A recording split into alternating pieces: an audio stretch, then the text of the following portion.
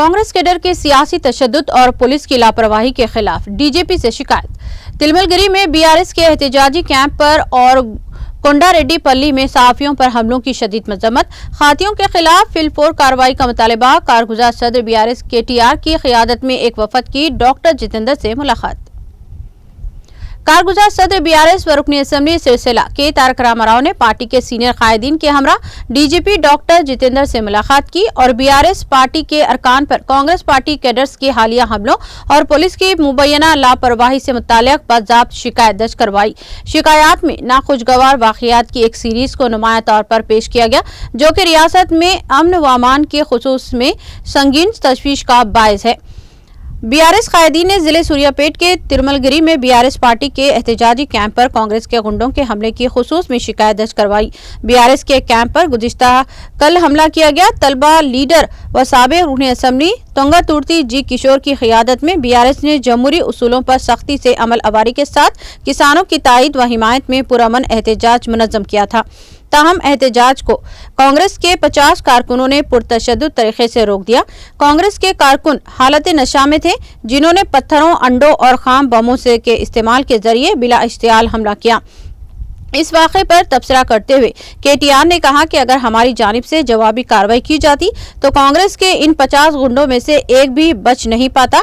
ताहम हमने अमन व अमान की बरकरारी को अव्वलीन तरजीह दी और किसी भी किस्म की जवाबी कार्रवाई से इज्तनाब किया। केटीआर ने इस मामले में पुलिस के किरदार पर भी सदमा और मायूसी का इजहार किया और इल्जाम आयद किया कि पुलिस ने एहतजाजियों को तहफ़्फ़ुज़ की फराहमी के बजाय एहतजाजी कैंप के खेमे को गिरा दिया।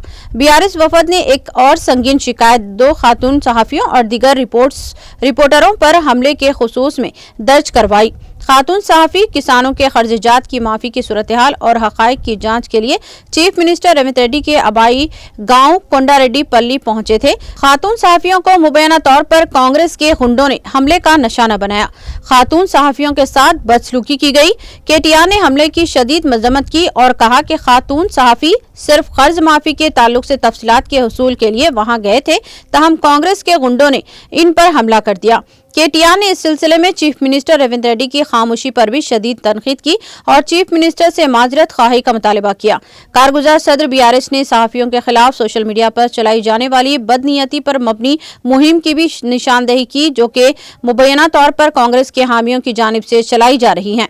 केटीआर ने चीफ मिनिस्टर रेवंत रेड्डी पर तनकीद करते हुए इन्हें बुज़दिल करार दिया, जो कि अवाम का सामना नहीं कर सकते।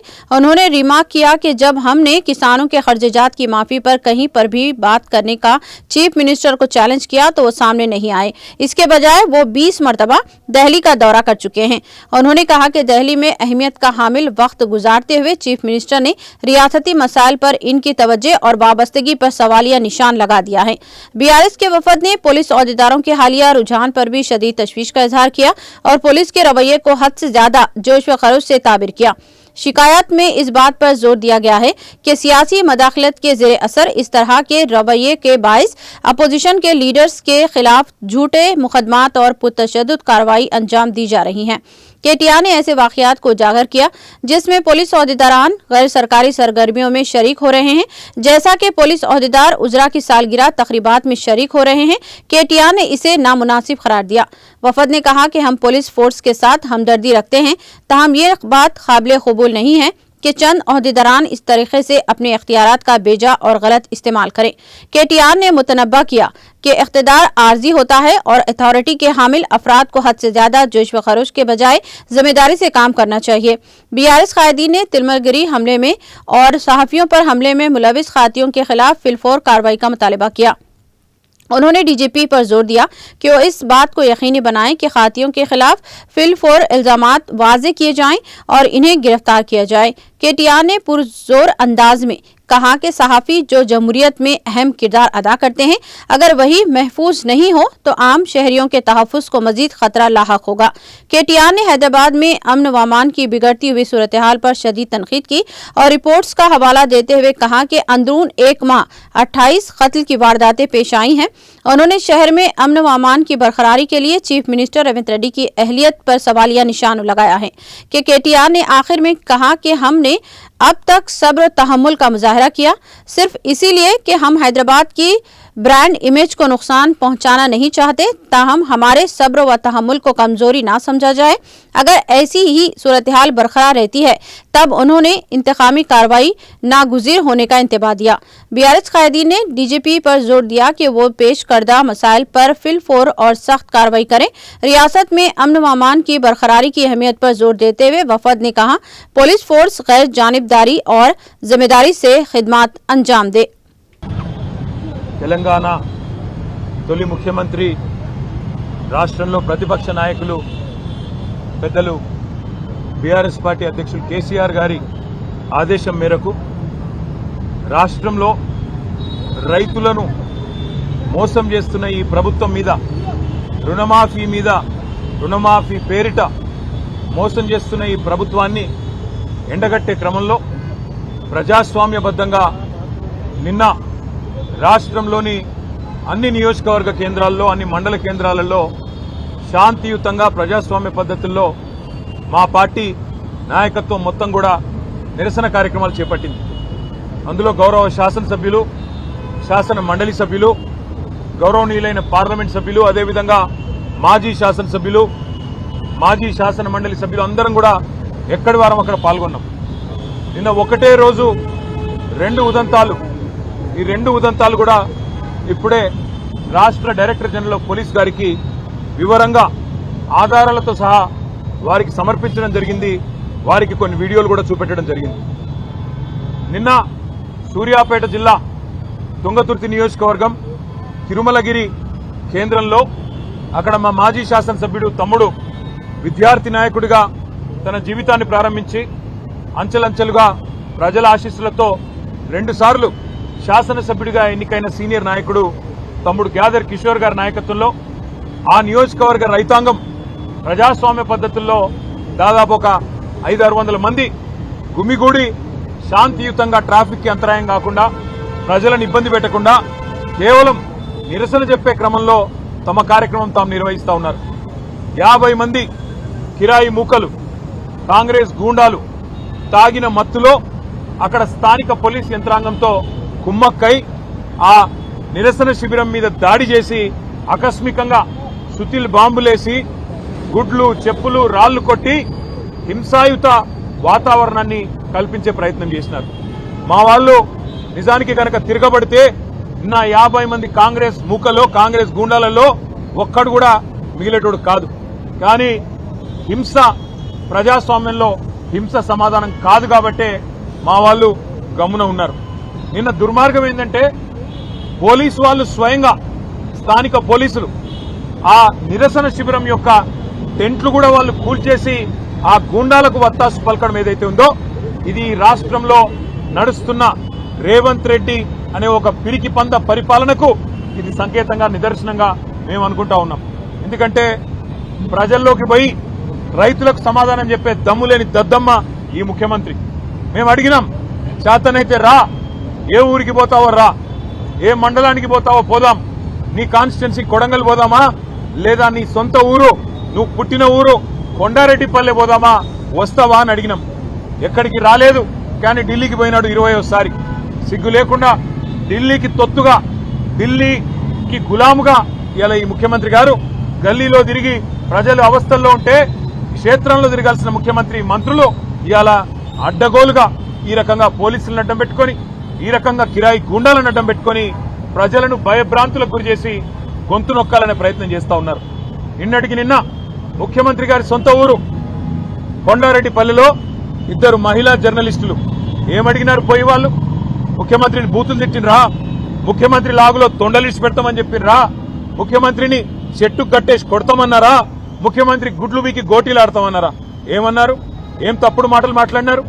వాళ్ళు పోయి కేవలం ముఖ్యమంత్రి సొంత ఊళ్ళో రుణమాఫీ అయ్యిందా లేదా అని రైతులను అడుగుతుంటే అక్కడ కాంగ్రెస్ చిల్లరగాళ్లు, కాంగ్రెస్ కిరాయి గూండాలు 2 మహిళా జర్నలిస్టుల మీద దాడి చేయడమే కాకుండా వారిని కొండారెడ్డిపల్లె నుండి, అచ్చంపేట నియోజకవర్గం నుండి కల్వకుర్తి నియోజకవర్గం వెల్దండ పోలీస్ స్టేషన్ దాకా వాళ్లను కార్లేసుకొని సినిమాల్లో చూపెట్టినట్టు వాళ్ళను వెంబడించి బెదిరించి వాళ్ళ మీద పడి రక్కినంత పనిచేసి నికృష్టంగా ఈ ముఖ్యమంత్రి నికృష్ట మనస్తత్వానికి ఒక నిదర్శనంగా కాంగ్రెస్ నాయకులు కాంగ్రెస్ కార్యకర్తల తీరు ఉందని చెప్పక తప్పడం లేదు. ఇవాళ నేను అడుగుతా ఉన్నా, ఏం తప్పు చేసినారా ఇద్దరు ఆడబిడ్డలు? వాళ్ళిద్దరికీ ఇవాళ ముఖ్యమంత్రి గారికి క్షమాపణ చెప్పాలా? నీ సొంత ఊర్లో నీ సొంత ఇంటి ముందు ఇద్దరు తెలంగాణ ఆడబిడ్డల్ని, విజయారెడ్డిని, ఆవుల సరితా యాదవ్ ని, ఇద్దరిని అవమానించింది నీ పార్టీ. ఎందుకు అవమానించింది? ఒకే ఒక కారణం, నీ బండారం బయట పెడుతున్నందుకు, నీ రుణమాఫీ జరగలేదు అనే వాస్తవాన్ని ప్రజల్లోకి తీసుకుపోతున్నందుకు ఇవాళ వాళ్ళ మీద ఈ రకంగా దాడి చేయడమే కాకుండా మళ్ళీ నిన్నటి నుంచి నికృష్టమైన రోత పుట్టించే వార్తలతో సోషల్ మీడియాలో కూడా నికృష్టమైన మాటలు మాట్లాడుతూ ఉన్నారు కాంగ్రెస్ నాయకులు. నేను ముఖ్యమంత్రిని అడుగుతా ఉన్నా, దమ్ముంటే నీ భాషలో చెప్పాలంటే మగాడివైతే ఊళ్ళల్లోకి రా, సెక్యూరిటీ లేకుండా రా, పోలీస్ బలగాలను అడ్డం పెట్టుకొని కాదు, బ్యాంక్ అధికారులను అడ్డం పెట్టుకొని కాదు, వ్యవసాయ అధికారులను అడ్డం పెట్టుకొని కాదు, మేము కూడా వస్తాం, నువ్వు కూడా రా. ఏ ఊరికి పోతావో పోదాం. ఎక్కడ కూడా చారాన రుణమాఫీ కాలే, ఎక్కడ కూడా రుణమాఫీ అనేది పూర్తి కాలే. రైతులు ఇవాళ బగబగ మండుతా ఉన్నారు. ఎక్కడన్నా కాంగ్రెస్ ఊళ్ళలోకి వస్తే తరిమి కొట్టాలన్న ఆలోచనలో ఉన్నారు. అందుకే ముఖ్యమంత్రికి చెప్పేది, తప్పు పోలీసులది కాదు.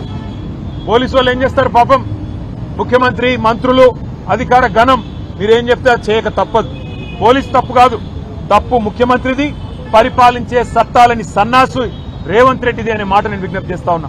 నేను పోలీసులకు కాకపోతే విజ్ఞప్తి చేస్తా ఉన్నా, మీరు కూడా అత్యుత్సాహం ప్రదర్శిస్తే మంచిది కాదు. మా పిల్లలు ఎవరైనా ఒక సోషల్ మీడియాలో రుణమాఫీ జరగలేదు అని పోస్టు పెడితే పోలీసులు కాల్ చేస్తారు. అదేవిధంగా కరెంటు పోయింది అని పోస్టు పెడితే విద్యుత్ శాఖ అధికారులు ఫోన్ చేస్తారు. ఈ రకమైన అత్యుత్సాహం మంచిది కాదు. దయచేసి సంయమనం పాటించండి. అధికారం ఎవడు అబ్బసొత్తు కాదు. ప్రజాస్వామ్యంలో అధికారం మారుతూనే ఉంటది, వ్యవస్థ మాత్రం అట్లే ఉంటది. దయచేసి గౌరవ డీజీపీ గారికి మేము ఏదైతే విజ్ఞప్తి చేశామో, తిరుమలగిరి సంఘటన విషయంలో స్థానిక పోలీసుల మీద కూడా యాక్షన్ తీసుకోవాలా. ఎవరైతే హత్యాయత్నం చేసిండ్రో వాళ్ళ మీద 307 కేసు పెట్టాలి. కాంగ్రెస్ గుండాలను ఖచ్చితంగా అదుపులోకి తీసుకోవాలని విజ్ఞప్తి చేస్తా ఉన్నాం. అదేవిధంగా ఇద్దరు జర్నలిస్టుల మీద ఏ దాడైతే ఇవాళ చేయడం జరిగిందో నిన్న కొండారెడ్డిపల్లిలో, ముఖ్యమంత్రి గారి సొంత ఊళ్ళో, దానికి తప్పకుండా ముఖ్యమంత్రి క్షమాపణ చెప్పడమే కాకుండా దాడి చేసిన గుండాలను వెంటనే అరెస్ట్ చేయాలని చెప్పి కూడా మేము డిమాండ్ చేస్తా ఉన్నాం. జర్నలిస్టులకే రక్షణ లేకపోతే ఈ రాష్ట్రంలో మరి మిగతా వాళ్ళ పరిస్థితి ఏందో ఆలోచించాలని చెప్పి కూడా కోరుతా ఉన్నాం.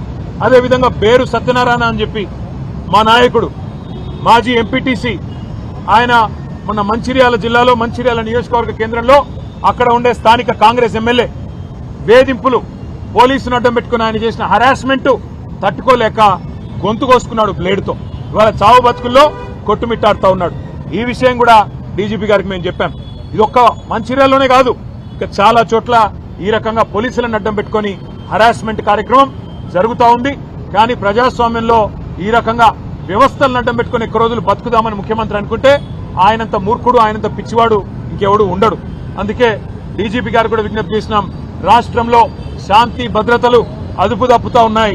హైదరాబాద్ లో కూడా ఇవాళ పూర్తి స్థాయిలో మీరు చూస్తా ఉన్నారు పేపర్లు, 30 రోజుల్లో 28 మర్డర్లు అని.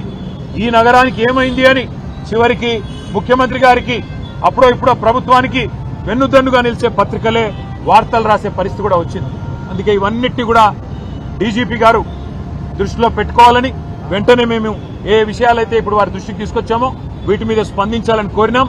డీజీపీ గారు అన్ని కూడా పరిశీలిస్తా అని చెప్పారు. మాకు పోలీస్ యంత్రాంగం మీద, వారి మీద సానుభూతి ఉంది. వారికి కూడా నేను చేసే విజ్ఞప్తి ఒకటే, అధికారం ఎవరికీ శాశ్వతం కాదు. ఇవాళ రేవంత్ రెడ్డి మిమ్మల్ని అడ్డం పెట్టుకుని రాజకీయం చేసి పబ్బం గడుపుకోవాలనుకుంటా ఉన్నాడు. మిమ్మల్ని అడ్డం పెట్టుకుని మిమ్మల్ని బదనాం చేసి ఇవాళ తానేదో 4 రోజులు పదవిని కాపాడుకోవాలనుకుంటా ఉన్నాడు. ఇది మంచిది కాదు. వ్యవస్థలకి ఈ రకంగా అండగా నిలబడ్డామనే మాట కూడా చెబుతూ, సోషల్ మీడియాలో కూడా మా తమ్ముళ్ల మీద కేసులు కానీ ఇంకోటి కానీ జరిగితే తప్పకుండా మేము కూడా అంతే స్థాయిలో స్పందిస్తాం. భవిష్యత్తులో ఇదే రకమైన ఒరవడి కనుక కొనసాగితే మాకు కూడా తప్పదు, చర్యకు ప్రతి చర్య కూడా తప్పదు అనే మాట కూడా డీజీపీ గారికి చెప్పాం. అప్పుడు మమ్మల్ని నిందించవద్దని కూడా చెప్పాం. 10 ఏళ్లు శాంతియుతంగా రాష్ట్రాన్ని నడిపిన వాళ్ళం మేము, రాష్ట్రాన్ని 14 ఏళ్లు కొట్లాడి తెచ్చిన వాళ్ళం మేము. ఈ రాష్ట్రం యొక్క బ్రాండ్ ఇమేజ్ దెబ్బతినొద్దు, హైదరాబాద్ బ్రాండ్ ఇమేజ్ దెబ్బతినవద్దు అనే ఆరాటంతోనే సంయమనంగా ఉన్నాం. నిన్న కావాలంటే మా తమ్ముడు ఒక కనుసైగ చేస్తే యాదరి కిషోర్ గారు 500 మంది ఆ 50 మందిని పొట్టు కొట్టేటోళ్ళు. కానీ మేము శాంతియుతంగా నిరసన చెప్పాలనుకున్నాం. రైతుల పక్షాన ఉండాలనుకున్నాం. మేము నిలబడ్డాం శాంతియుతంగా. కానీ మా సహనాన్ని, మా మంచితనాన్ని, తెలంగాణ మీద మాకున్న ప్రేమను చాతగాంతనంగా, మా అసమర్థతగా, మా ఓపికను పరీక్షిస్తే మాత్రం చర్యకు ప్రతిచర్య కూడా తప్పదు. అప్పుడు మమ్మల్ని నిందించవద్దని చెప్పి కూడా డీజీపీ గారికి, ఈ ప్రభుత్వానికి చెప్తా ఉన్నాం. మళ్ళొకసారి పాత్రికేయ మిత్రులకు కూడా ధన్యవాదాలు తెలియజేస్తా ఉన్నా. నిన్న జరిగిన ఈ సంఘటనలన్నిటి కూడా రాష్ట్ర ప్రజల దృష్టికి తీసుకొచ్చినందుకు, తప్పకుండా మీ బాధ్యత మీరు సక్రమంగా నిర్వర్తించినందుకు మా ఎలక్ట్రానిక్ మరియు ప్రింట్ మీడియా సోదరులకు కూడా హృదయపూర్వకంగా మా ధన్యవాదాలు. నమస్కారం. Thank you. డీజీపీ గారికి అది కూడా చెప్పాం. ఇవాళ కొంతమంది పోలీసులు మంత్రుల బర్త్డే కార్యక్రమాల్లో పరవశించిపోతా ఉన్నారు, కేకులు కోస్తున్నారు, డాన్సులు చేస్తున్నారు, స్పీచ్లు ఇస్తున్నారు. వాళ్ళ మీద కూడా చర్య తీసుకోండి. ఇట్లా ఒక డీఎస్పీ గారు ఉంటే కింద సిఐ గారు, ఎస్ఐ గారు, కానిస్టేబుల్కి ఏం సంకేతం పోతుందండి అని చెప్పి కూడా డీజీపీ గారికి అని చెప్పాము. ఆ విషయంలో డీజీపీ గారు కూడా అన్నారు, అవును కొన్ని చోట్ల ఇటు జరుగుతున్నాయి, నేను కూడా చూస్తా ఉన్నాను, తప్పకుండా వారి మీద కూడా చర్య తీసుకుంటాం, ఇప్పటికే షోకాజ్ ఇచ్చామని కూడా వారు కూడా చెప్పడం జరిగింది. Thank you. తప్పకుండా వెళ్తాం. ఎందుకెళ్ళండి.